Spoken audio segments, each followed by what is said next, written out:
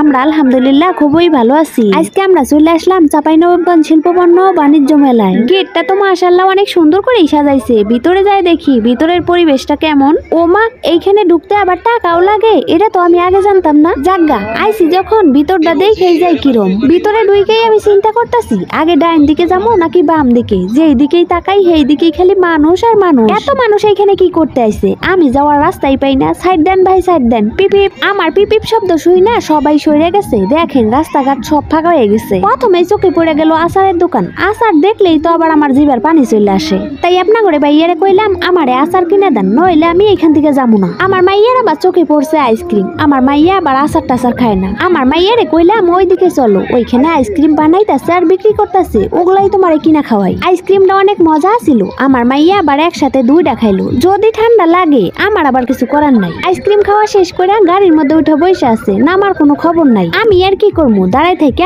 পানি তিরিং বিরিং নাচন দেখতাছি। ওরে বাবারে বাবা নাচ, মনে হইতাছে আজকে কারো বিয়ে। এত নাচলে কোমর তো ভাঙ্গা যাবো গা। থাম রে বাবা থাম। না, মনে হইতাছে থামবো না, আমি এইখান থেকে যাইগা।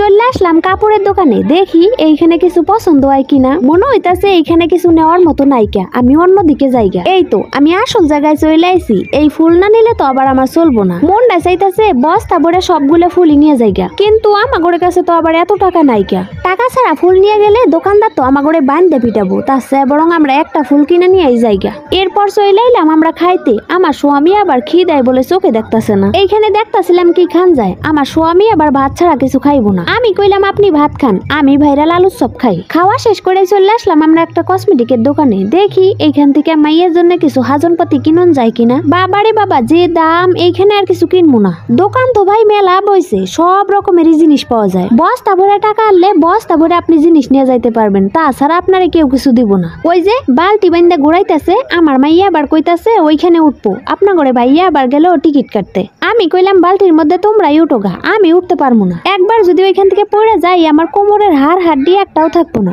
মেলায় তো ঘোরাঘুরি করলাম, গরমে আমার আর ভাল লাগতেছে না। আপনা করে ভাইয়ারে কইতাছিলাম চলেন জায়গা, মেলা দেখছি আর দেখবো না। ভিডিওটা যদি আপনার কাছে ভালো লেগে থাকে অবশ্যই একটা লাইক করবেন। আরো নতুন নতুন ভিডিও দেখতে চাইলে পেজটা ফলো দিয়ে রাখবেন। ধন্যবাদ সবাইকে। আল্লাহ হাফেজ।